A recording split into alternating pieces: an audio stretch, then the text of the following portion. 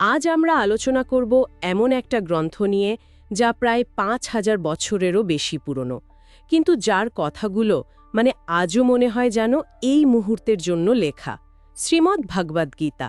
একদম। মহাভারতের অংশ হলেও গীতা কিন্তু নিজেই একটা সম্পূর্ণ দর্শন।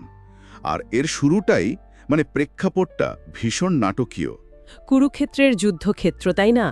বিশাল আয়োজন, দুই পক্ষ মুখোমুখি, আর তখনই কিনা প্রধান যোদ্ধা অর্জুন যুদ্ধ করতে চাইছেন না। এটা ভাবলে কেমন লাগে? ঠিক তাই। যুদ্ধের দামামা বেজে গেছে, শঙ্খধ্বনি হচ্ছে, আর অর্জুন পাণ্ডবদের অন্যতম ভরসা, তিনি তার সারথি শ্রীকৃষ্ণকে বলছেন, আমি লড়ব না। কারণটা কি? কারণ সামনে তিনি দেখছেন নিজের আত্মীয় স্বজন, গুরুজনদের, পিতামহ ভীষ্ম, আচার্য দ্রোণ, নিজের লোকদের বিরুদ্ধেই অস্ত্র ধরতে হবে। এই যে একটা গভীর মানসিক সংকট, একটা বিষাদ। হ্যাঁ, এই বিষাদ যোগ থেকেই তো গীতার জ্ঞান শুরু। এটা আসলে একটা অসাধারণ কথোপকথন। মানুষ অর্জুন আর ঈশ্বর অর্থাৎ কৃষ্ণ, যিনি সে সময় অর্জুনের রথের সারথি। তাহলে এটা একটা বিভ্রান্ত মন থেকে স্বচ্ছতার দিকে যাত্রা। একদম। কৃষ্ণ প্রথমে অর্জুনের এই শোক, এই মোহ কাটানোর জন্য বললেন আত্মার কথা। জ্ঞানযোগের শুরু এখানে। আত্মার অমরত্বের ধারণাটা, তাই তো? যে শরীর আসে যায়, মরে যায়, কিন্তু আত্মা সে তো চিরন্তন, জন্ম নেই, মৃত্যুও নেই। ঠিক। আত্মা অবিনশ্বর। অস্ত্র তাকে কাটতে পারে না, আগুন পোড়াতে পারে না, জল ভেজাতে পারে না, বাতাস শোকাতে পারে না। এই বোধটা আসলেই কিন্তু অনেক ভয়, অনেক আসক্তি কমিয়ে দেয় জীবনে। সত্যি। আমরা জানি, এত চিন্তা করি শরীর, জাগতিক জিনিস, সেগুলো তো সবই অস্থায়ী। আসল আমিটা তো অন্য কিছু। হ্যাঁ, আর এই জ্ঞানের ভিত্তিতেই কৃষ্ণ অর্জুনকে তার কর্তব্যের কথা মনে করিয়ে দিলেন, বললেন কর্মযোগের কথা। কর্মযোগ গীতার অন্যতম মূল শিক্ষা, তাই না? কিন্তু এর মানেটা ঠিক কি? শুধু কাজ করে যাওয়া? কাজ তো করতেই হবে, কিন্তু কর্মযোগ বলছে ফলের আশা না করে কাজ করতে, আসক্তি ছাড়া। কাজের ফলাফলে তোমার অধিকার নেই, শুধু কর্মেই তোমার অধিকার। কিন্তু এটা কি আজকের দিনে সম্ভব? আমরা তো সবাই একটা রেজাল্ট ওরিয়েন্টেড পৃথিবীতে থাকি। পরীক্ষা দিলে রেজাল্ট চাই, কাজ করলে প্রমোশন চাই। ফলের আশা না করে কি থাকা যায়? দেখুন, প্রশ্নটা খুবই স্বাভাবিক। গীতা কিন্তু বাস্তবতা বিবর্জিত নয়। কৃষ্ণ এটা বলছেন না যে ফলের ইচ্ছা করাটাই অন্যায়। বলছেন ফলের প্রতি যে তীব্র আসক্তি, যে উদ্বেগ, সেটাই আমাদের দুঃখ আর বন্ধনের কারণ হয়ে দাঁড়ায়। ও আচ্ছা, ফোকাসটা থাকবে কর্মের উপর, ফলাফলের উপর নয়। একদম। নিজের সেরাটা দিয়ে কর্তব্য পালন করা, ফলাফল যা হবে সেটা গ্রহণ করার মানসিকতা তৈরি করা। এতে কিন্তু কাজের মানও বাড়ে আর মনে শান্তিও থাকে। বুঝলেন? বুঝছি।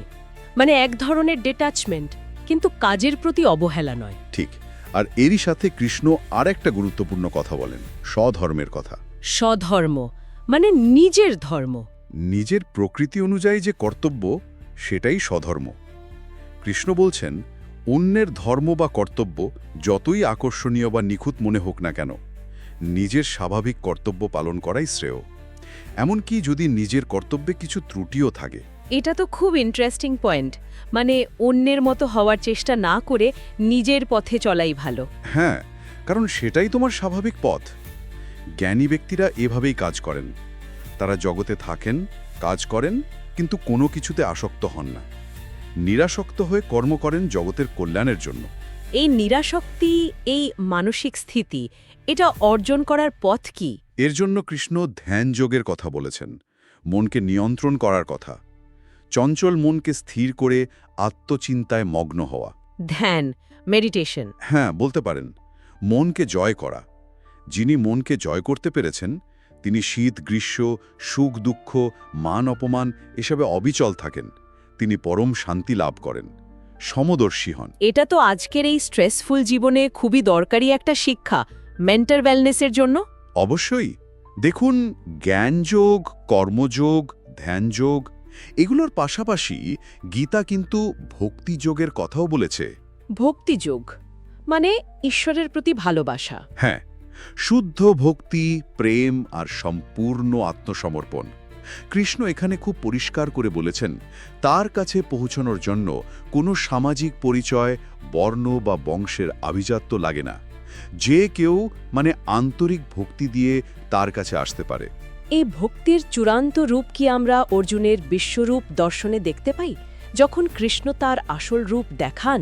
নিঃসন্দেহে সেটা গীতার একটা ক্লাইম্যাক্স পয়েন্ট। অর্জুনের আকুল প্রার্থনায় কৃষ্ণ তাকে সেই দিব্য দৃষ্টি দেন, আর অর্জুন দেখেন ঈশ্বরের সেই বিরাট, অসীম, সর্বব্যাপী রূপ। হাজার হাজার মুখ, চোখ, হাত, তেজ ঠিক যেন হাজার সূর্যের মতো। ভয়ঙ্কর সুন্দর সেই রূপ। শুনেই গায়ে কাঁটা দেয়। অর্জুনের প্রতিক্রিয়া কি ছিল? অর্জুন অভিভূত হয়ে যান, ভয় পান, আবার বিস্ময়ে স্তব্ধ হয়ে যান। তিনি বুঝতে পারেন এই সমগ্র সৃষ্টি, এই ভালো মন্দ, সৃষ্টি ধ্বংস সবই সেই পরম সত্তারই অংশ।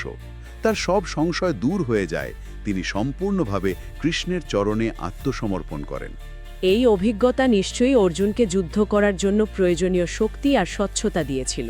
অবশ্যই তিনি বুঝতে পারেন যুদ্ধটা ব্যক্তিগত রাগ বা দেশের জন্য নয়, এটা তার কর্তব্য, ধর্মে রক্ষার জন্য। তিনি নিমিত্ত মাত্র। গীতার শেষের দিকে কৃষ্ণ আরও কিছু গভীর তত্ত্ব ব্যাখ্যা করেন, যেমন প্রকৃতির ৩টি গুণের কথা: সত্য, রজস, তমস। হ্যাঁ, সত্যগুণ মানে হচ্ছে পবিত্রতা, জ্ঞান, সুখ। রজগুণ মানে কর্মচঞ্চল্য, আবেগ, আসক্তি। আর তমগুণ মানে জড়তা, অজ্ঞতা, মোহ। এই ৩টি গুণই আমাদের প্রকৃতিকে, আমাদের চিন্তাভাবনাকে, আমাদের কাজকে প্রভাবিত করে। আমরা সবাই কি এই ৩ গুণের অধীনে? হ্যাঁ, কম বেশি সবাই। গীতা শেখায় এই গুণগুলোকে চিনতে, বুঝতে এবং ধীরে ধীরে এগুলোর প্রভাব থেকে মুক্ত হতে। সত্যগুণ ভালো হলেও চূড়ান্ত লক্ষ্য হচ্ছে এই ৩ গুণেরই ঊর্ধ্বে ওঠা, গুণাতীত হওয়া, স্থিতধী হওয়া। মানে একটা ব্যালেন্স খুঁজে পাওয়া, নাকি এদের অতিক্রম করা? অতিক্রম করা। কৃষ্ণ আবার মনে করিয়ে দেন ফলাফলের আশা ত্যাগ করে ভক্তি সহকারে ঈশ্বরের উপর নির্ভর করে নিজের কর্তব্য করে যাওয়ার কথা। এবং সব শেষে কৃষ্ণ অর্জুনকে তথা আমাদের সকলকেই একটা চূড়ান্ত আশ্বাস দেন, তাই না? হ্যাঁ, সেই বিখ্যাত শ্লোক, সর্বধর্মান পরিত্যজ্য মমেকম শরণম ব্রজ অহম ত্বাম সর্বপাপেভ্য মোক্ষয়িষ্যামি মা শুচা। যার মানে হলো, সব ধর্ম বা কর্তব্য আমাতে অর্পণ করে শুধু আমারই শরণ নাও, আমি তোমাকে সব পাপ থেকে মুক্ত করব, ভয় পেও না। এটাই গীতার সার কথা, পরম সত্তার কাছে সম্পূর্ণ আত্মসমর্পণ। আর এই আত্মসমর্পণের মাধ্যমেই আসে মুক্তি, আসে শান্তি। তাহলে যদি আমরা পুরো আলোচনাটাকে এক জায়গায় আনি, গীতা আমাদের বলছে নিজেকে জানো, মানে নিজের আত্মস্বরূপকে চেনো, ফলাফলের চিন্তা না করে নিজের কর্তব্য করে যাও, আর সবশেষে সেই পরম শক্তির কাছে নিজেকে সম্পূর্ণভাবে সঁপে দাও। একদম। এটা কিন্তু জীবন থেকে পালিয়ে যাওয়ার দর্শন নয়, বরং জীবনের মুখোমুখি হওয়ার, জীবনের চ্যালেঞ্জগুলোকে সাহসের সাথে স্থিরভাবে মোকাবেলা করার পথ দেখায়। স্বচ্ছতা, সাহস আর সমবেদনা নিয়ে বাঁচতে শেখায়। সত্যি অসাধারণ।